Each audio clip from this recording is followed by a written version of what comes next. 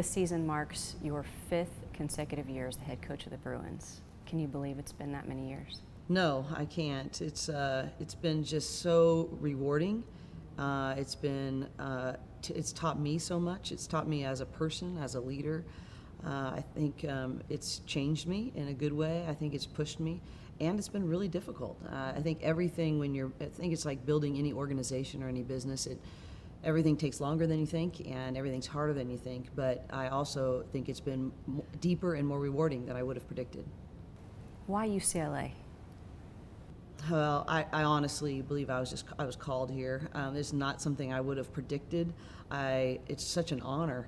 I started my career here, 93 to 95 as an assistant coach, but I never would have guessed I'd get this opportunity. I remember sitting in Coach Wooden's den and talking about, well, Coach, if I ever had the opportunity to be a head coach, here's what I would do, and what do you think about this? And never once did I imagine that I'd have the opportunity to be the head coach here, that conversation or those conversations would translate to me having the opportunity to be here and in front of his pyramid of success, taking the baton that he really laid out and trying to honor his legacy by the way we build this program.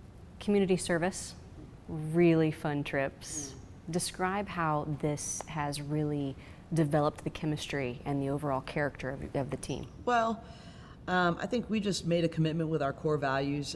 We have 6 core values, but 3 of them apply here of remember wins. I want players to have these things. Remember when we did this? Remember when we did that? And my goal is for them to feel like they couldn't have gone anywhere else with more powerful remember wins. People of gratitude. We want to be people of gratitude.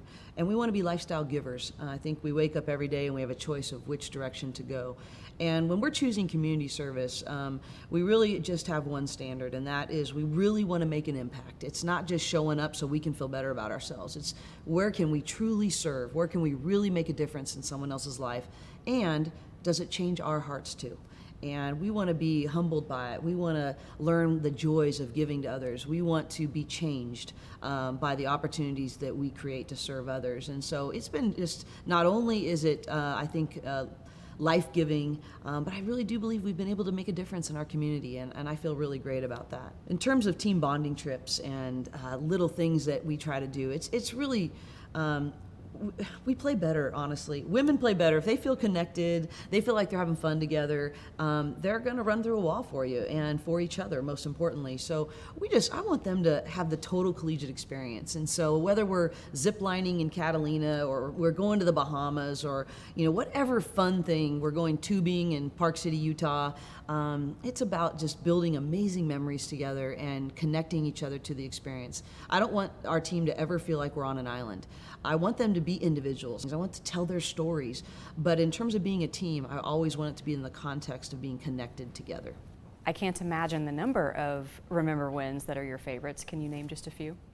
One of my remember wins is watching Naira this last summer compete on the Olympic level with the Canadian national team on TV. I'm sitting on my couch rooting, and here I am. It's the only time I've ever rooted against USA, but I was rooting so hard for Team Canada, knowing that this is what Naira said she set out to do, and she's doing it. She's living it.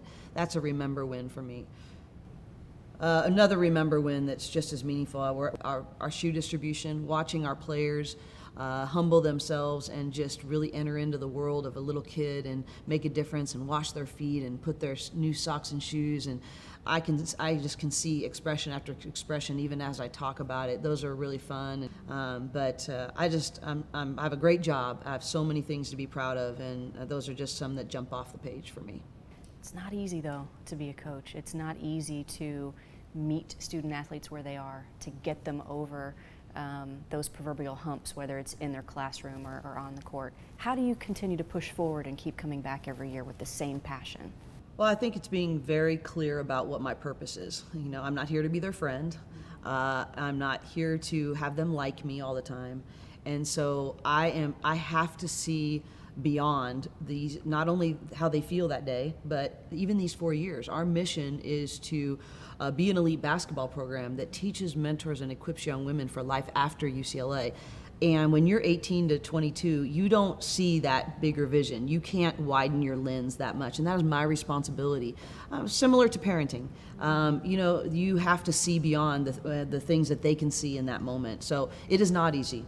I love these young women very, very much, and sometimes those choices that they're making break your heart if they're not in line with what you want them to do.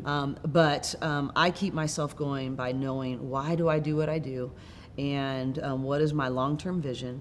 And I really, bottom line is, I am okay with that they may not understand for another 10 or 15 years, and that's my job, is to be the vision where they don't have vision yet. How do you do that as a coach? You have so many women with their own personalities, their own quirks, their own needs, their own shortcomings, but you always reach them where they are. I so admire that. How do you do it? Well, thank you. I hire great people around me because we're a staff team just like they're an individual player team. And so different staff members are going to be able to connect with different players. When I think about the village that makes up our staff team, all with the unified purpose to create a transformational experience for these young women.